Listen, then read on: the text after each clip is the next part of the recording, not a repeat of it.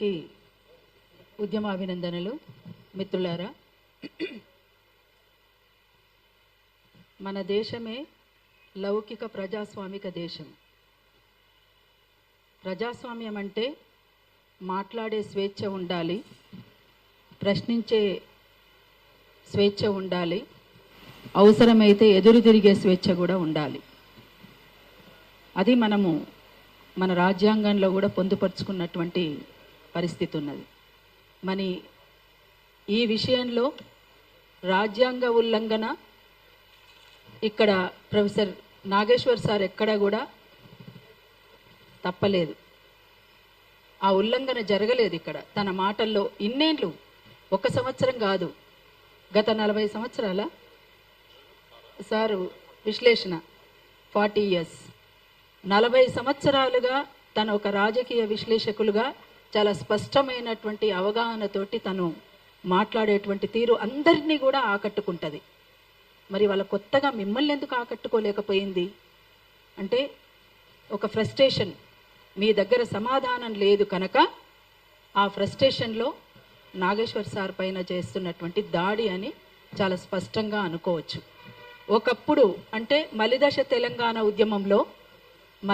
తెలంగాణ ఉద్యమంలో Osmania క్యాంపస్లోని arts college సాక్షిగా జరిగినటువంటి పెద్ద విద్యార్థి గర్జనలో అక్కడ అప్పుడు ప్రజారాజ్యం పార్టీ, నవ తెలంగాణ పార్టీ అందరూ కూడా, ఇక్కడే ఉన్నటువంటి పృథ్వీ కూడా ఆ వేదిక మీద అందరము ఉన్నాం, నాతో సహా ఉన్నప్పుడు తెలంగాణకు చాలా స్పష్టంగా అనుకూలంగా మాట్లాడినటువంటి వ్యక్తి పవన్ కళ్యాణ్.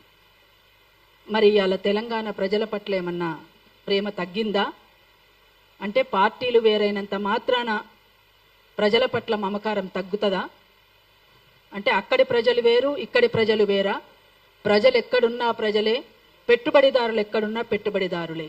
అందుకని ఇవాళ తెలంగాణలో ఇంకా ఆంధ్ర పెట్టుబడిదారుల యొక్క పెత్తనం కొనసాగుతున్నటువంటి మాట వాస్తవం. అసలు తెలంగాణ రాష్ట్ర సాధన కోసం మనం చేసినటువంటి పోరాటమే వాళ్ళ పెత్తనం ఉండకూడదని, ఎవరి పెత్తనము ఎవరి మీద కూడా ఉండడానికి వీల్లేదు. ఇవాళ ఇక్కడ మొత్తంగా వాళ్ళ పెట్టుబడిదారులే ఇక్కడ పెట్టుబడులు పెట్టడం, ఇక్కడ మొత్తంగా ఇక్కడ ఉన్నటువంటి ఆస్తుల్ని వాళ్ళు అనుభవించడం అనేటువంటిది చాలా స్పష్టంగా కనబడుతున్నటువంటి తీరు. అయితే అదొక అంశం. అయితే ఇవాళ ప్రొఫెసర్ నాగేశ్వర్ సార్ తన చిన్నతనంలోనే, స్కూలింగ్లోనే తన ఫ్రెండ్ని, ఒక కింది కులానికి సంబంధించినటువంటి వ్యక్తి తన ఫ్రెండ్గా ఉండడం పట్ల వాళ్ళ ఇంట్లోనే వ్యతిరేకత వస్తే భరించినటువంటి వ్యక్తి కాదు. ఆనాడే భరించలేదు తను. ఇప్పటికీ కూడా కింది కులాల పట్ల ప్రేమ, సమాజం పట్ల బాధ్యత కలిగినటువంటి వ్యక్తిగా మనం చూస్తాం. మరి మీకు కొత్తగా ఎందుకు నాగేశ్వర్ సార్ విషయంలో ఏ కోణం కనిపించిందని తన మీద దాడి చేయడము, తనను అరెస్ట్ చేయాలనుకోవడము, నోరు మూసుకో అని మాట్లాడడము, ఇవాళ ఇంత ఇబ్బందికరంగా ఒక ప్రొఫెసర్ పట్ల ఎందుకు ఈ రకంగా మీరు చేస్తున్నారు అనేటువంటిది ఒక పెద్ద ప్రశ్న. అందుకనే ఎవరమైనా ఎక్కడైనా మాట్లాడేటువంటి స్వేచ్ఛ ఉండాలి, ప్రశ్నించే స్వేచ్ఛ ఉండాలి, ప్రశ్నిస్తారు కూడా. పొరపాటు జరిగిన చోట ప్రశ్నించడం అనేటువంటిదే సమాజం పట్ల బాధ్యత కలిగినటువంటి వ్యక్తులుగా ఉంటారు వాళ్ళు. లేదంటే అసలు వాళ్ళకి బాధ్యతనే లేనట్టు. ప్రశ్నించకపోతే ఇంకా బాధ్యత ఎక్కడున్నది? మరి ఇంత జరుగుతుంటే, ఇంత చర్చ జరుగుతుంటే, ఇంత సీరియస్గా ఈ రకమైనటువంటి దాడులు కొనసాగుతూ ఉంటే ఒక ప్రొఫెసర్ నాగేశ్వర్ సార్ దగ్గరనే ఆగిపోతుందా? ఇది ఈ రకమైనటువంటి మొదలైనవి అంటే ఎక్కడి దాకానైనా పోతాయి ఇవి. అందుకని ప్రపంచంలో మొత్తంగా ప్రపంచ స్థాయిలో ఉన్నటువంటి నాగేశ్వర్ సారు యొక్క తన విశ్లేషణను ఎవరెవరు ఎంతకాలం నుంచి చూస్తున్నారో ప్రతి ఒక్కరు కూడా స్పందించాల్సినటువంటి అవసరం ఉన్నది దీని మీద.